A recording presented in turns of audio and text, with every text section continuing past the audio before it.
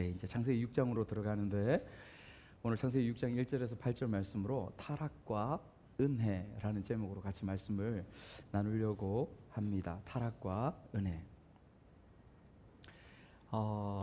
여러분, 우리가 창세기의 말씀을 지금 계속해서 살펴보고 있지 않습니까? 하나님이 이 우주 만물들을 어떻게 창조하시고 우리에게 어떻게 죄가 들어오고 타락하게 되었고 어떻게 그 과정을 지금 지나고 있는지를 말씀을 통해서 살펴보고 있습니다. 여러분, 우리가 한 주 밀양에 갔다 와서 좀 끊어졌었는데 그 전주에 가인의 후예에 대해서 배웠고, 또 가인의 후예를 통해서가 아니라 다른 씨를 주심으로 인하여서 하나님께서 구원의 그 서정, 그 역사들을 이루어 가시는 것들을 우리가 5장까지의 말씀을 통하여 보았습니다. 여러분, 우리가 말씀을 보면서 놀랐던 부분들이 있지 않습니까? 무엇을 보고 놀라셨습니까? 800년이나 살았어? 900년이나 그때에는 살았어? 라고 하는 부분들을 보면서 우리가 사뭇 놀라지요. 우리가 알고 있음에도 불구하고 우리의 지금의 모습들을 바라보면서 놀랄 수 있습니다. 그러나 정작 우리가 진짜 놀라야 하는 것은 무엇이냐면 하나님의 일하심, 하나님의 뜻이 너무도 정확하고도 심오하게 그 조상들의 삶과 이름과 실제의 역사 가운데에 기록되어 있다는 그 사실로 인하여서 우리가 놀라야 합니다. 에이, 목사님, 당연히 하나님 말씀이니까 그렇지요 라고 이야기하고 그런 마음으로 여러분 이 말씀을 듣고 이 말씀 가운데 나아가면 항상 그 자리 밖에 머물 수가 없습니다. 발전할 수가 없어요. 항상 처음 보는 그런 마음으로 하나님 말씀을 대하면서 공부하고 연구하는 마음들이 우리 가운데 필요한 것이죠. 여러분, 신비한 마음을 우리 가운데 실제로 가져야 합니다. 구도자의 마음이 우리 가운데 필요한 것이죠. 여러분, 우리가 보았지 않습니까? 에녹의 이름과 삶을 통해서 그가 어떻게 하나님과 동행하였는가. 모두셀라, 성경상 가장 오랫동안 살았던 사람 969세. 여러분, 그 삶을 통하여 그 뜻이 무엇인가, 그 뜻을 통하여 우리에게 말씀하시는가가 무엇인가를 우리가 말씀을 통하여 들었고 배웠습니다. 심판이 있다고 했습니다. 그리고 그 심판과 동시에 하나님의 기다리심, 하나님의 인내와 하나님의 사랑이 그곳에 있습니다. 여러분, 왜 969세 그 무두셀라의 이름 가운데 하나님의 기다리심과 하나님의 사랑이 그곳에 있다라고 말씀할까요? 왜냐하면 그렇게 죄악됨에도 불구하고 하나님께서 그가 죽으면 곧 이 땅에 심판이 임하리라. 그렇다면 969년을 하나님께서 기다리셨다고 말씀하시는 거 아니겠습니까? 이해가십니까? 969년을 기다리셔서 하나님께서 노아의 홍수를 허락하셨다면 오래 기다리신 것이죠. 기다리신 것이죠. 그리고 우리가 라멕을 통하여 노아가 태어나고 노아가 500세 되어서야 셈, 함, 야벳을 낳았다라는 말씀까지 지난 시간에 5장에 그 기록된 하나님의 말씀을 보았습니다. 여러분, 6장에 들어갑니다. 6장에 들어갔는데 말씀이 쉽지 않습니다. 넉넉하지 않습니다. 그래서 여러분, 귀를 좀 더 집중하고 쫑긋해서 들으실 수 있는 시간들이 되시기를 주님의 이름으로 축복합니다. 아멘. 아멘. 잘 우리 들으면 이해가 가실 거라고 생각합니다. 여러분, 6장으로 이제 들어가요. 오늘 본문 말씀 읽었던 말씀처럼 6장으로 들어가는데 오늘 본문의 말씀은 이렇게 이야기할 수 있습니다. 타락의 끝없는 전진이라고 이야기하죠. 타락의 끝없는 전진을 보여주고 있는 말씀이 바로 이 말씀입니다. 여러분, 1절, 2절 말씀 우리가 읽었지만 말씀을 보면서 한 번 더 읽겠습니다. 이렇게 말씀합니다. 사람이 땅 위에 번성하기 시작할 때에 그들에게서 딸들이 나니 하나님의 아들들이 사람의 딸들의 아름다움을 보고 자기들이 좋아하는 모든 여자를 아내로 삼는지라. 그렇게 말씀하고 있습니다. 사람이 이 세상 가운데 창조하시고 난 이후에 시간이 많이 지났습니다. 사람이 땅 위에 번성케 되었습니다. 그들에게서 딸들이 많이 태어났습니다. 하나님의 아들들이 사람의 딸들의 아름다움을 보고 자기들이 좋아하는 모든 여자들을 다 아내로 삼았다라고 그렇게 말씀하고 있습니다. 아, 좋다. 여러분, 우리 남자들이 이런 모습들을 보면서 좋겠다, 그때 진짜 좋았겠다, 이런 마음이 우리 마음속에 들면 안 됩니다. 그렇죠? 그런데 수많은 젊은 남자들이, 아니 수많은 나이 든 남자들도요, 그때 진짜 좋았겠다, 이런 표현들을 실제로 많이 합니다. 진짜 좋았겠다, 마음에 들고 이쁜 여자들 다 아내로 취할 수 있는 그러한 시대였었어? 비슷하죠, 지금도? 법으로 조금은 제어하지만. 근데 이때에 여러분, 경건한 남성들이라면 옆에 있는 그렇게 이야기하는 우리 옆에 분들에게 이야기해 줘야 됩니다. 옆에 있는 이 한 여자도 감당하기 힘든데 어째 또 이렇게 이야기할 수 있어야 됩니다. 여러분, 이 수준 높은 이야기를 이해하시겠습니까? 이해가 안 가십니까? 네. 타락이요, 점점 깊어져 갑니다. 타락이 점점 깊어져 가는 말씀들을 우리가 오늘 읽었습니다. 여기에 하나님의 아들들과 사람의 딸들에 대한 말씀을 하고 있는데 이 해석이 굉장히 쉽지 않습니다. 이 해석에 대한 부분들이 성경적으로 또 역사적으로 신학적으로 세 가지 정도로 나누어집니다. 도대체 하나님의 아들들은 누구이며 사람의 딸들이라는 이 딸들은 도대체 누구인가? 약 3800년 이전에 기록된 이 하나님의 말씀이 도대체 무엇을 지칭하는가? 그리고 신학자들이 오랜 시간 동안 연구를 통해서 세 가지 정도로 이해를 합니다. 첫 번째는 이 하나님의 아들들은 하나님 앞에서 타락한 천사를 지칭하는 것이다 라고 이야기를 합니다. 그들이 지상에 내려와서 여인들을 취했다는 것이죠. 마치 여러분, 우리가 중학교 고등학교 때 읽었던 그리스 신화들처럼 천상의 신들과 인간의 지상세계의 여자들, 딸들과 결혼해서 또 태어나는 이들이 또 신들이 되고 하는 것과 비슷한 그러한 모습일 것이다 라고 이야기를 하는 것이죠. 그러나 이 해석은 맞지 않습니다. 왜냐하면 이 사건 이후에 벌어지는 노아의 홍수의 심판의 사건들은 정확하게 인간을 향한 하나님의 심판이었기 때문에 그렇습니다. 맞지 않죠? 두 번째 해석이 있습니다.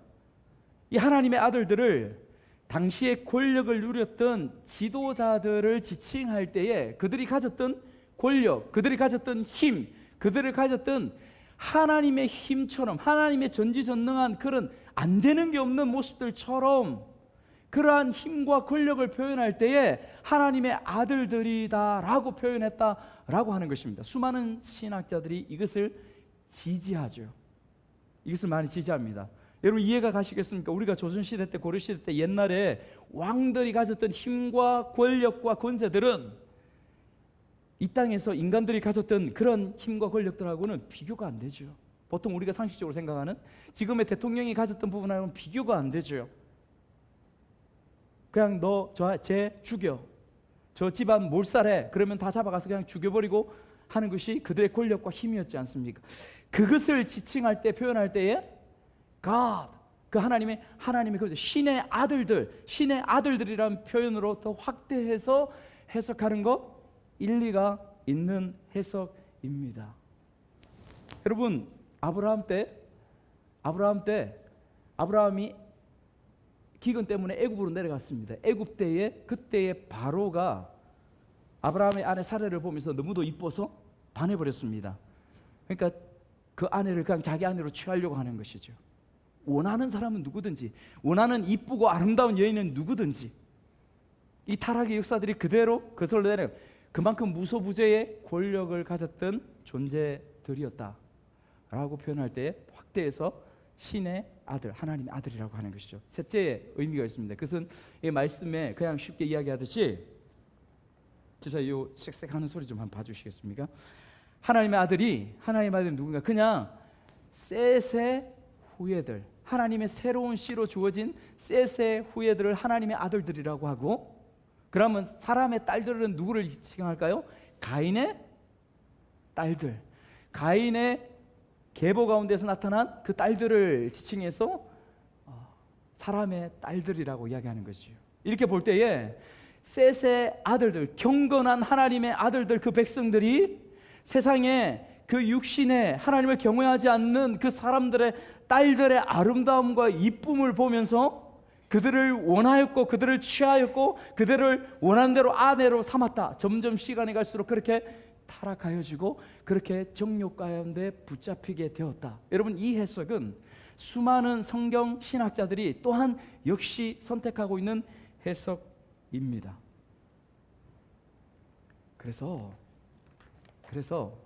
여러분, 종합하면 어떤 견해를 따라서 보든 하더라도 중요한 것은 무엇이냐면 이 노아의 시대 때에 그만큼 타락하였다. 그만큼 타락의 정도가 정말 깊었다. 죄의 정도가 정말 깊었다라는 부분들을 이 말씀 가운데서 우리에게 설명해 주고 있는 것이에요. 여러분, 우리가 결혼을 어떻게 정의했습니까? 하나님께서 처음 아담과 하와를 만드시고 가정을, 남편과 아내를 어떻게 개념하셨습니까? 내 뼈 중에 뼈요 살 중에 살이라. 일부 일처, 한 남편의 한 아내를 하나님께서 명령하셨습니다. 이것이 하나님의 뜻이었습니다. 그런데 죄로 인해서 그것이 다 무너져 버린 것을 우리가 계속해서 말씀을 살펴오면서 그것을 보았습니다. 여러분, 결혼이 굉장히 중요합니다. 지금 앉아 계신 여러분들과 장차 미래에 결혼할 우리의 자녀들, 우리의 손주들이 결혼이 얼마나 중요합니까? 그래서 외적인 모습들 가운데 마음이 끌리는 대로 아무나 취하여서 그렇게 결혼하는 것이 결혼이 아닙니다. 하나님 안에서 결혼이 어떤 것입니까? 믿음을 공유한 남녀 그리스도인들이 하나님 안에서 거룩한 연합으로, 거룩한 하나됨으로 나아가는 것이 하나님께서 말씀하신 결혼이라는 것입니다. 이것을 아는 것이 왜 중요합니까? 우리가 우리의 자녀들을 위해서, 우리의 손주들을 위해서 이 제목으로 기도해야 될 것이기 때문에 그렇습니다. 아멘. 아멘. 여러분, 거룩한 하나님의 이러한 형상으로 지원받은 인간, 사람의 모습들이 이렇게 파괴되어져 가는 안타까운 모습을 보시면서 하나님은 어떠한 마음이셨을까요? 어떠한 모습들 가운데 계셨을까요? 오늘 말씀 가운데서 그것을 하나님의 심경을 우리에게 말씀해 주고 있습니다. 우리 3절 말씀 한번 보시죠. 3절 말씀을 같이 한번 읽겠습니다. 성경을 보십시오. 여호와께서 이르시되 나의 영이 영원히 사람과 함께하지 아니하려니 이는 그들이 육신이 됨이라. 그러나 그들의 날은 120년이 되리라 하시니라. 나의 영이 함께하지 아니하리니, 영원히 함께하지 아니하니. 여러분, 이 말씀은 정말 무서운 말씀입니다. 육신이 되었다는 것이, 사람이 육신이 되었다는 것이 무슨 의미일까요? 하나님의 영이 없는, 하나님의 영이 더 이상 인간의 마음속에, 인간의 영혼 속에 존재하지 않는 적나라한 그러한 모습들을 표현하는 것이 나의 영이 함께하지 아니하리니 라는 말씀의 표현입니다. 더 적나라하게 표현해 볼까요? 내가 고기 덩어리에 지나지 않는다라고 하는 것입니다. 성경에서 육신 가운데 머무르는 인생이라고 표현할 때 그 표현의 정확한 의미는 무엇이냐면, 영혼이 떠나간 고기 덩어리로 그냥 마치 동물처럼, 짐승처럼 존재하는 존재가 바로 사람이다라는 것을, 여러분, 성경이 우리에게 육신이라고 표현할 때 그 의미를 쓰는 것입니다.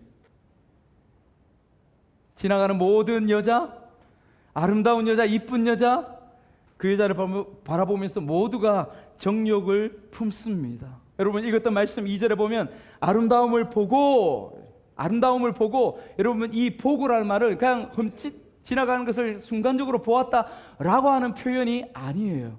이 보고의 원어적인 의미는 뭐냐면 주목하여서 뚫어져라 그 여자를 바라본다라는 그런 의미입니다. 여러분, 왜 그런 눈으로 바라볼까요? 타락한 우리의 본성으로 인하여 육신만 남아있어 그것을 바라보기 때문에 그렇습니다. 여러분, 재미있는 과학적 사실이 있습니다.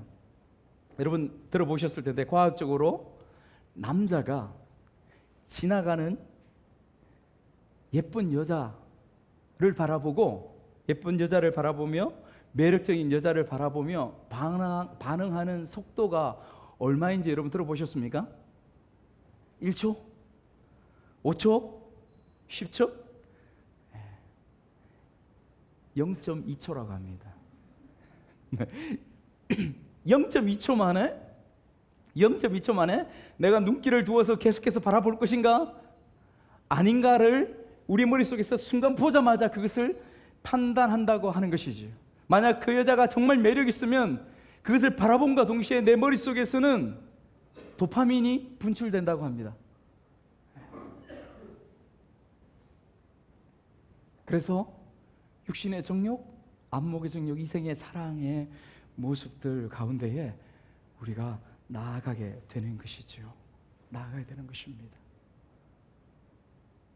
이 모든 것들이 어디서부터 나옵니까? 우리의 마음입니다.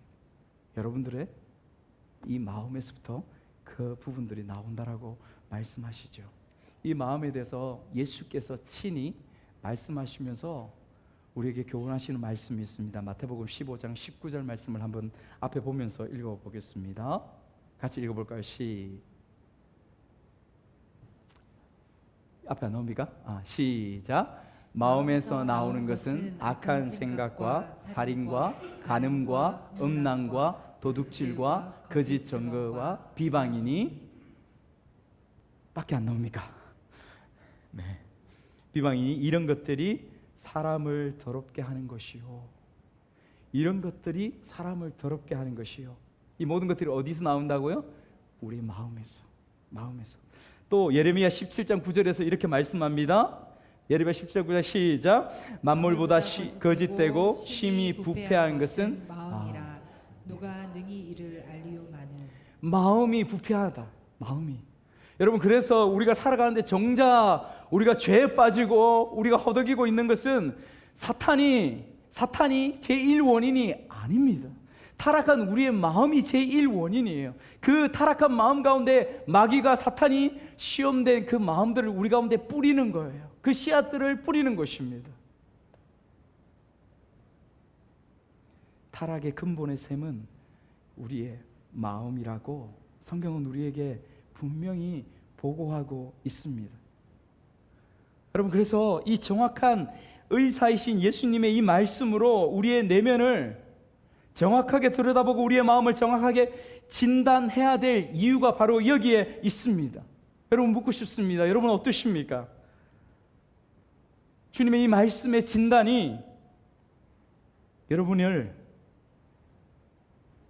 인생이 죽고 썩는, 죽을 수밖에 없고 썩을 수밖에 없는 그 인생의 존재 가운데서 우리를 구원하셨습니까? 그 마음의 모습들 가운데서 영원한 생명이신 예수 그리스도 하나님께로 인도하셨느냐라고 하는 것입니다. 하나님이 없는 인간의 삶은 여러분 필연적으로 육신의 유익을 위해 달려가기 마련입니다. 때로 고상한 지식들, 철학들, 종교, 윤리들, 그 모든 것들로 이 세상에 우리는 삶을 살아가면서 어느 정도 이 세상의 감정과 마음을 제어하면서 우리의 삶을 살아갈 수 있는 것이 사람입니다. 그것이 인간이에요. 결국 자신이, 그런데 결국 깊이 들여다보면 결국 자신이 주인이 되고 자신의 인격의 자아 성취를 위하여서 그렇게 방향을 잡고 살아가는 것입니다. 내가 주인이고 나를 위해서 그 방향을, 그 목적을 달려가고 있는 것이죠. 여러분, 우리도 주위에 살아가는 수많은 사람들의 삶을 바라보면서 그곳에 유혹되는 것을 부인할 수가 없지요. 저도, 여러분도 너무도 평안하게 너무도 잘 사는 것 같은 이 세상의 수많은 그 사람들의 모습들을 바라보면서 우리는 유혹됩니다. 그러나 예수 그리스도가 없는 삶은 오늘 말씀에서 보는 것처럼 타락 가운데서 심판을 향해서 전진하는 인생일 뿐이라고 하나님은, 우리를 창조한 하나님은 우리에게 선명하게 말씀하고 계십니다. 그러므로 사랑하는 여러분, 유혹되지 마십시오. 유혹되지 마십시오. 여러분, 구약시대에 하나님의 영이 임하였다가 계속 머무르는 게 아니라, 사람들의 영혼 속에 마음 속에 계속 머무르는 것이 아니라 떠나가기도 하였습니다. 신약과는 다르게 말이죠. 사울 왕이 그 예이지 않습니까? 성령이 그 가운데에 들어왔다가 사울 왕이 하나님 앞에 극심한 죄악과 불순종 가운데 있으므로 그는 그의 성령이 그를 떠나버렸습니다. 근데 오늘 우리에게 분명한 은혜로 주어진 것은 어떤 것입니까? 요엘서에, 구약에 기록되어 있는 요엘서의 그 하나님의 말씀이 오늘 우리 가운데, 오늘 우리의 현실 가운데 분명히 임하였다라는 그 사실이 여러분 우리 가운데 은혜입니다. 요엘서 2장 28절에서 29절 말씀은 우리에게 이렇게 증거해 주고 있습니다. 다시 같이 한번 읽겠습니다. 그 후에 내가 내 영을 만민에게 부어 주리니 너희 자녀들이 장래의 일을 말할 것이며 너희 늙은이는 꿈을 꾸며 너희 젊은이는 이상을 볼 것이며 그때 내가 또 내 영을 내 남종과 여종에게 부어 줄 것이며. 아멘. 때가 되면 내가 내 성령을, 내 영을 너희들 마음속에 부어 주리라. 우리가 알고 있습니다. 예수님이 오시고 부활하시고 나서 오순절 다락방에 강력한 성령의 임재로 말미암아 우리의 마음속에, 우리의 영혼 속에 성령께서 오셨음을 우리가 알고 있습니다. 그 성령께서 우리 가운데 내주하고 계십니다. 할렐루야, 할렐루야. 성령께서 우리와 함께하고 계십니다. 그 성령은 구약 때에 우리에게 오셨던 성령님과는 사뭇 다름이 있습니다. 무엇이 다릅니까? 똑같은 성령이시지만은 결코 메시아가 오시고 난 이후에 그 성령은 우리 가운데서 떠나시지 않습니다. 어떤 죄악, 어떠한 부족한 가운데 있다 할지라도 그 성령은 우리 가운데서 떠나시지 않습니다. 그러므로 사랑하는 여러분, 우리는 더 이상 고기 덩어리가 아닙니다. 우리는 더 이상 육신이 아닙니다. 그것을 기억하는 우리가 되어야 할 줄 믿습니다. 여러분 3절 마지막에 어떤 말씀이 주어집니까? 3절 마지막의 말씀을 보면 그러나 그들의 날은 120년이 되리라, 그렇게 말씀하고 있어요.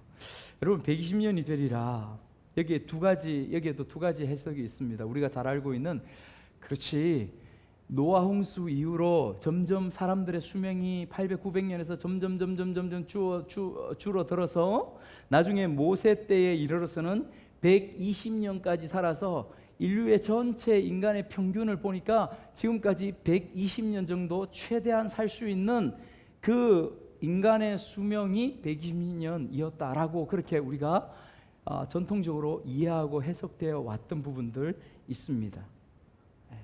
또 한 가지 해석이 있습니다. 그것은 무엇이냐면 이 120년이라는 것은 그들의 날을 120년이 되리라고 하는 것은 이 죄악과 이 타락 가운데에 있던 이 인간들을 심판하시는 그 날이 120년으로 하나님께서 기한을 정해 놓으셨다라는 것입니다. 바로 심판하는 것이 아니라 시간을 유예해 놓으셨다는 거예요. 아까 머두셀라 969년 이야기하셨죠. 그 시간들이 이곳에 지금 우리가 보는 말씀의 시간들 가운데 존재합니다. 시간이 많이 흘렸습니다. 노아의 홍수 물로 이 땅을 심판하시기까지 지금 이 시점이 120년이 딱 남았습니다. 이해하시겠습니까? 여러분, 노아가 방주를 짓는 시간이, 저 산 위에 올라가서 노아를 방주를 짓는 시간이 120년입니다. 그 후에 엄청난 비로 심판을 하시는 것이죠.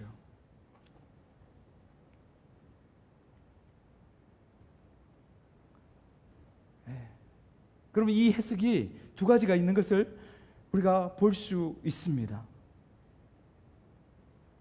심판하시는 것이죠. 그 심판을 유예해 놓으실 뿐입니다. 하나님의 사랑과 하나님의 인내와 하나님의 기다림으로 우리에게 그렇게 하고 계신 것이죠. 그래서 여러분 베드로후서 3장 9절의 말씀을 보면 우리에게 이렇게 말씀하세요. 말씀 한번 읽어볼까요? 시작. 주의 약속은 어떤 이들이 더디다고 생각하는 것 같이 더딘 것이 아니라 오직 주께서는 너희에 대하여 오래 참으사 멸망하지 아니하고 다 회개에 이르기를 원하시느니라. 아멘. 주님께서 기다리십니다. 기다리십니다. 그러나 반드시 멸망의 때가 있다라는 것을 우리에게 말씀하시죠. 그래서 여러분, 우리가 이 땅을 살아갑니다. 우리에게 이 땅에 주어진 것으로 살아가며 바라보며 살아갑니다. 여러분, 제가 늘 강조하는 부분들을 다시 한번 여러분들에게 강조하고 싶습니다. 그것은 무엇이냐면, 이 땅에 우리의 삶에, 여러분들 삶에 하나님께서 주신 선물로 인하여 그것을 바라보고 그것에 집착하는 삶을 살지 마시기를 축복합니다.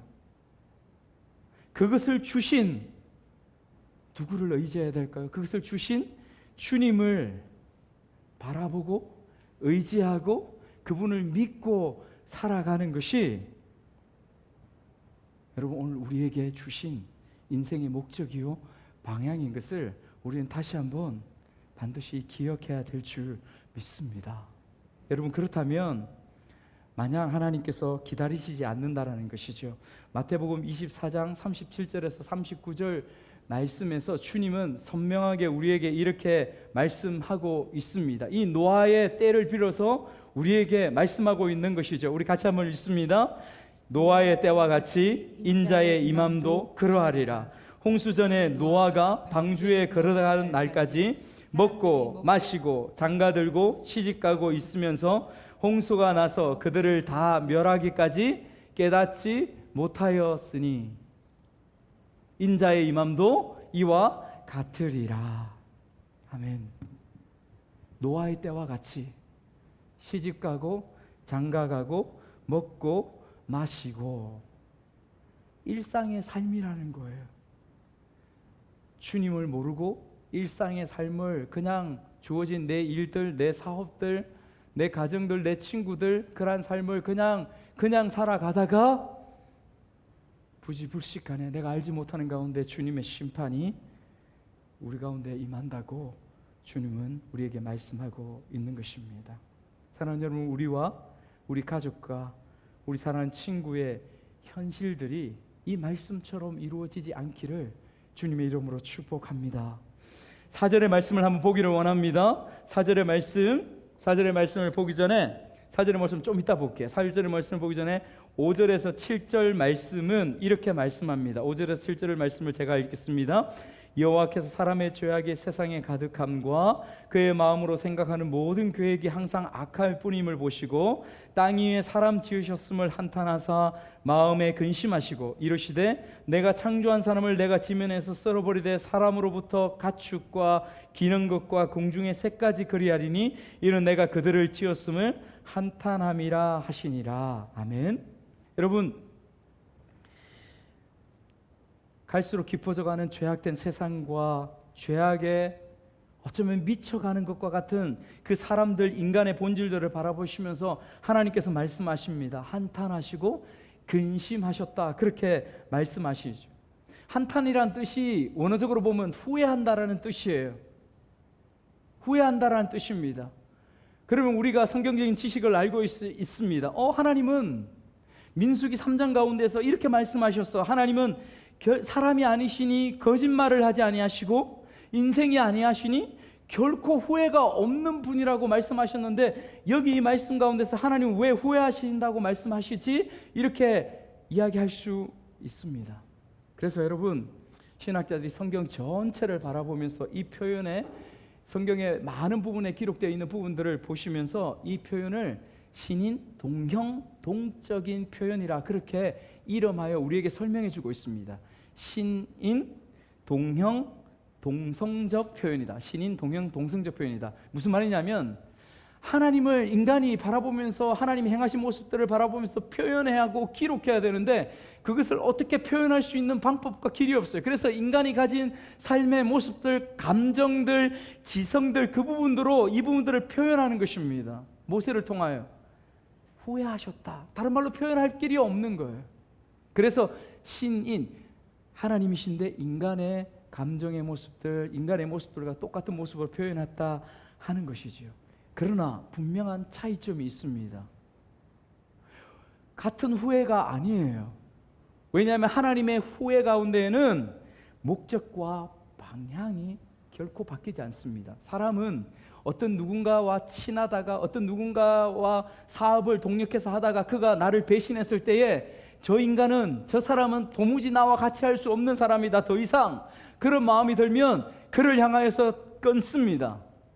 절연합니다. 그러나 무슨 뜻입니까? 하나님은 결코 그러시지 않는다는 뜻이에요. 하나님은 어떻게 하신다는 뜻입니까? 기다리시고 인내하시고 사랑하시고 은혜를 베푸시되 끝까지 베푸시는 분이 하나님이시다. 인간과 하나님의 후회에는 분명한 차이가 있다. 그렇게 우리에게 성경이 가르쳐 주고 있다라는 것입니다. 근데 여러분, 묵상을 해보면 이 말씀 가운데, 우리가 읽었던 이 말씀 가운데 하나님의 아픔이 있습니다. 저는 그렇게 생각되었습니다. 왜 그토록 하나님 당신의 형상처럼 아름답고 귀하고 그렇게 만드셨는데 하나님이 그 인생을 바라보시면서 내가 후회하고 한탄하신다는 표현까지, 내가 심판할 수 없겠다라는 표현까지 그렇게 하실까요? 하나님의 아픔이 이 표현 가운데 있는 것입니다. 어디까지 아프실까요? 어디까지 고통스러우실까요? 독생자를 내어주셔서 십자가에 버리시기까지, 하나뿐인 아들 독생자를 나를 위해서, 여러분들을 위해서 내어주셔서 그 처절한 십자가에 내어주시기까지, 죽게 하시기까지, 내 아들을 거기까지 하나님 아버지는 아프신 것입니다. 그럼에도 불구하고 저와 여러분들을 위해서 그렇게 행하셨다라고 말씀하시는 것이죠.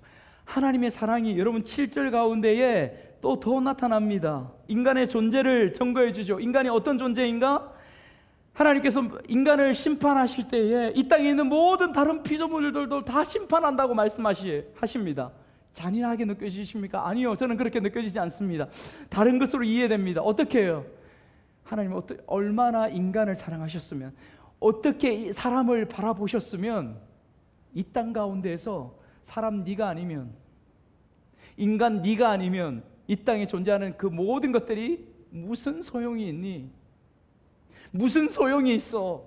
여러분, 이 마음으로 하나님께서 우리에게 주시는 말씀이라고 묵상이 되어지는 것이지요. 하나님 그만큼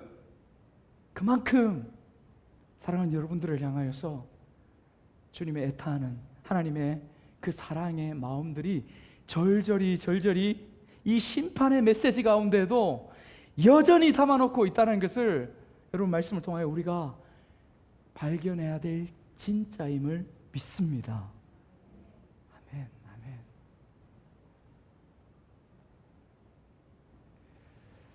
여러분, 이제 말씀의 결론을 향해서 나아가려고 합니다.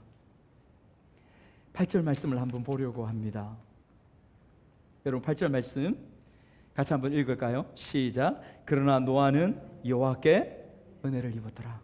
그러나 노아는 여호와께 은혜를 입었더라. 여러분, 어느 악한 시대에도 하나님의 은혜를 입은 사람들이 존재했음을 우리가 성경을 통하여 보고 있습니다. 악하고 너무 악해서 하나님의 사랑과 은혜와 긍휼이 끊어질 것 같은 그 시대 가운데서도 한 사람 혹은 몇 사람을 통하여 하나님의 은혜와 하나님의 생명이, 하나님의 말씀이 그대로 연결되어졌음을 우리가 말씀을 통하여 계속 보고 있습니다. 왜 그럴까요? 이유가 무엇입니까? 그들이 잘해서요? 이유를 정확하게 우리가 알지 못합니다. 우리가 할 수 있는 대답은 무엇일까요? 하나님의 절대적인 주권 뿐임을 우리가 고백할 수밖에 없습니다. 하나님께서 하셨습니다. 이유 모릅니다. 왜 모릅니다. 하나님께서 하셨다라는 것 뿐임을 우리가 고백할 수밖에 없는 것이죠. 여러분, 그런 노아는 어떤 은혜를 입었을까? 아담이 아닌 새로운 인류의 시작, 새로운 인류의 조상이 되었다는 것을 여러분들 아시지요? 아담이 첫 번째 인류의 시작이었지 않습니까? 노아 홍수로 인하여 다 죽었습니다. 노아가 첫 번째 인류의 시작과 새로운 시작이 되었음을 우리가 성경을 통하여, 창세기를 통하여 알게 되는 것이지요. 구원자 예수 그리스도의 길이 되었습니다. 그런 노아의 삶에 하나님께서 노아의 삶을 구체적으로 어떻게 말씀하시고 언급하시느냐 보면, 여러분 말씀 보시면 오늘 본문은 아니지만 9절 말씀을 한번 보시면, 다음 주에 볼 건데 9절 말씀에 노아를 일컬어서 이렇게 표현하고 있습니다. 노아는 의인이요 당대의 완전한 자라, 그리고 그는 하나님과 동행하였다라고 그렇게 설명해 주고 있는 것이죠. 여러분 말씀을 보셨습니까? 그런데 노아의 이런 상황들이 어떤 상황에서 이루어졌을까라는 의문을 한 번쯤 가질 수 있지 않겠습니까? 노아의 상황이 이런 상황들 가운데 놓여져서 그냥 순종하게 갈 수 있었을까? 여러분 그렇지 않다라는 힌트와 단서를 노아의 삶을 통하여 볼 수가 있습니다. 창세기 5장 32절 말씀으로 우리 한번 가보겠습니다. 여러분 창세기 5장 32절 앞에 말씀에 한 구절의 말씀이 나옵니다. 우리 같이 한번 읽겠습니다. 시작. 노아는 500세 된 후에 셈과 함과 야벳을 낳았더라. 노아가 500세 되었을 때 셈, 함, 야벳 세 아들을 낳았습니다. 정말 기쁘지요. 그런데 이 말씀을 자세히 생각하고 묵상해 보면 좀 이상한 것이 있습니다. 500세 된 후에 셈, 함, 야벳을 낳았다라고 설명하고 있습니다. 그 앞에 여러분 족보를 한번 기억해 보십시오. 그들의 조상들은 몇 세의 사람들을 낳았어요? 몇십 세의 그들의 아들을 낳았습니다. 그리고 100세가 되었을 때 혹은 100 몇 세가 되었을 때 그들의 자녀들을 낳기 시작하였다라고 우리가 5장의 말씀들 족보를 통하여 우리가 말씀을 보았습니다. 이 말씀을 통하여 노아는 500세나 되어서 아들을 낳았다. 노아의 상황과 처지가 어떤지 한번 상상해 보시기 바랍니다. 여러분 이 상상이 필요합니다. 노아의 마음이 어땠을까요? 모든 조상들과 모든 사람들이 일찍 아들들을 낳았습니다. 여러분 당시에 아들들은 어떤 의미를 우리에게 시사하고 있을까요? 아들은 무엇입니까? 힘의 원인이고 근원입니다. 권력의 이유입니다. 군대, 생명, 생존의 이유가 바로 아들들입니다. 그런데 그 아들들을 얻지 못했어요. 노아의 상황과 환경이 어떻습니까? 절망입니다. 우울합니다. 어렵습니다. 고통입니다. 여러분 이것을 이해하지 않으면 노아의 상황, 하나님이 노아를 통해서 우리에게 주신 하나님의 이 메시지, 이 말씀이 어떤 의미인지 결코 여러분 어떤 영혼도 이해할 수가 없습니다. 그냥 하나님 말씀이 그냥 주어지고 기록된 것이 아니라 우리의 인생 가운데에 삶의 현장들 가운데 주어진 하나님의 말씀이기 때문에 이 말씀은 살아있는 것입니다. 우리를 변화시키고 노아를 변화시키고 새롭게 하는 것임을 우리가 이 말씀과 상황을 통하여 묵상하고 알아야 되는 것이지요.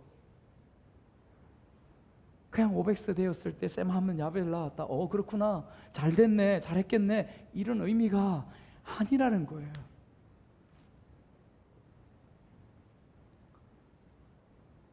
노아는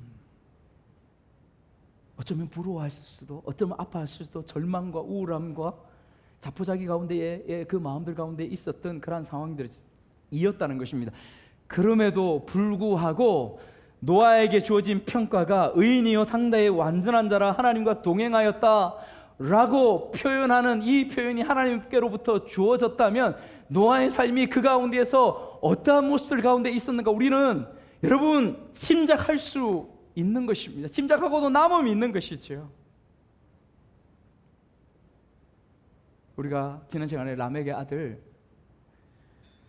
죽음을 이 땅 가운데서 보지 않고 365세에 하나님께서 하늘로 성천한 누구에 대해서 보았습니까? 에녹에 대해서 보았죠. 에녹의 삶이 의미가 무엇이고 그의 삶을 통하여 하나님께서 어떻게 에녹이 그러한 상황들 가운데 있었으며 어떻게 삶을 살았게 하나님께서 그렇게 그를 인정하시고 나와 동행하였다 표현할까? 그것을 우리가 성경을 통하여 이유들을 살펴보았습니다. 노아도 그것이 필요합니다. 그래서 그것을 이해하는 것이죠. 또 한 가지 우리가 중요한 단서를 찾을 수가 있습니다. 노아의 시대가 결코 녹록하지 않았다는 부분들을 우리가 이해할 수 있는 것이죠. 죄악이 정말 깊었던, 가장 깊었던 시대가 이 시대 아닙니까? 그것을 여러분 이제는 4절로 가서 한번 찾아보기를 원합니다. 4절 말씀에 어떤 말씀이 드냐면 우리에게 귀에 익숙하기도 하지만 어려운 단어가 한 장 등장합니다. 뭐냐면 네피림이라는 단어예요. 네피림. 여러분 네피림이 존재했다는 거죠. 네피림은 종족의 어떤 종족의 이름을 네피림이라고 하는 것입니다. 네피림은 어떤 뜻이냐면 하나님의 아들과 사람의 딸들 사이에서 태어난 이들을 일컬어서 네피림 족속 네피림이라고 이야기하는 것이죠. 네피림이라고 하는 이 뜻이 무엇이냐면 장대한, 거대한, 강한, 폭군, 용사라는 의미를 가지고 있는 것이 네피림이라는 뜻입니다.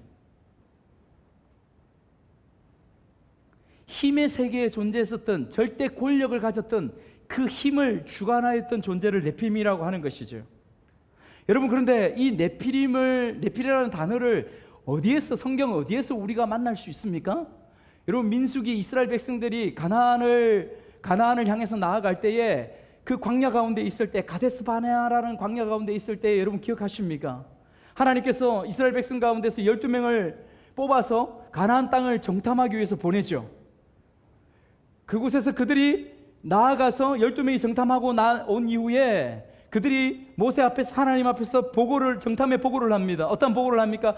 10명은 어떻게 보고를 합니까?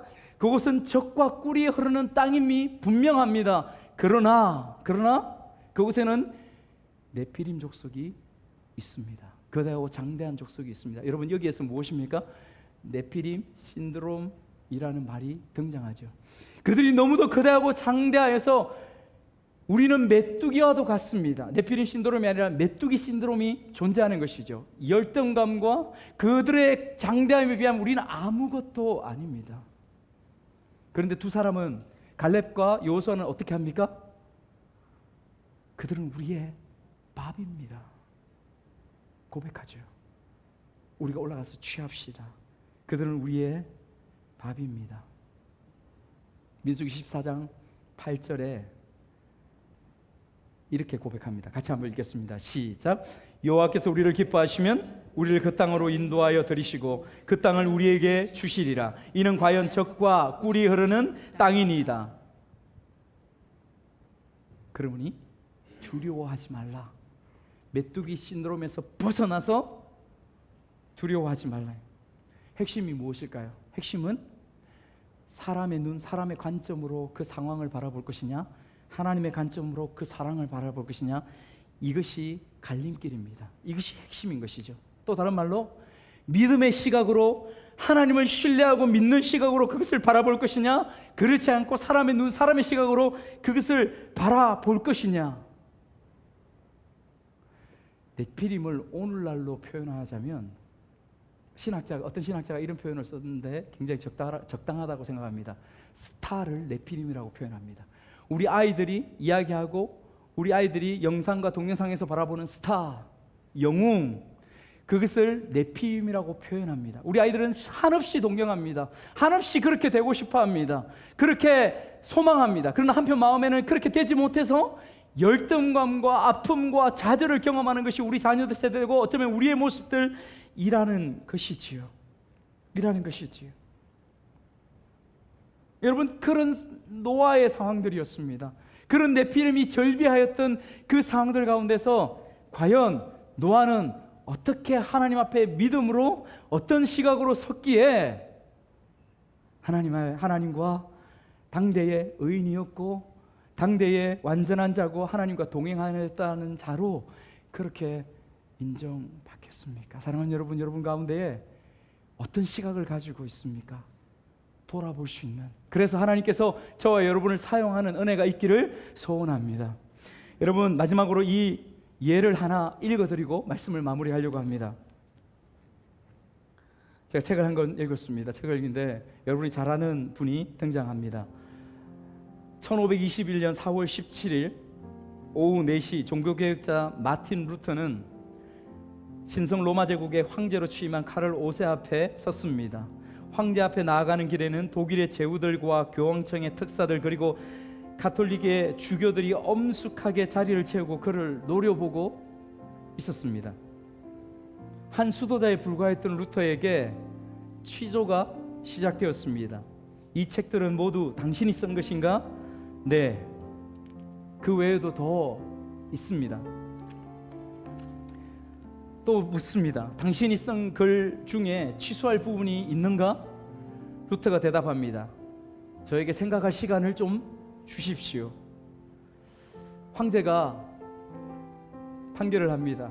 하루의 시간을 더 주겠다라고 판결을 하고 하루의 판결을 미룹니다.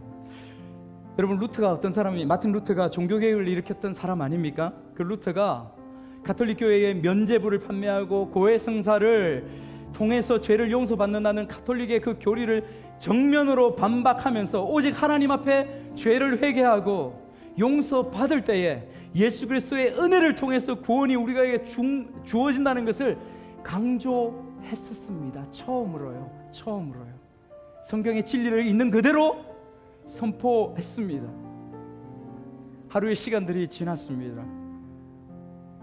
루터가 어떤 말을 할까? 루터가 지금까지 해왔던 편했던 책과 말들 가운데서 약한 그의 마음이 변화될까? 바뀔까? 사람들은 두려운 마음으로 그 회중석 가운데에 있었다고 증거하고 있습니다. 다음날 황제 앞에서는 마틴 루터가 담담하게 정확하게 이렇게 대답했습니다. 성경의 정교와 명백한 이성에 비추어 나의 유죄가 증명되지 않는 한 나는 교황과 공회의 권위를 인정하지 않겠습니다. 이 둘은 오류를 범해온 것이 사실이고 서로 엇갈린 주장을 펼쳐왔습니다. 나의 양심은 하나님의 말씀에 사로잡혀 있습니다. 나는 아무것도 취소할 수 없고 취소하지도 않을 것입니다. 양심에 반해 행동하는 것은 지혜롭지도 안전하지도 않기 때문입니다.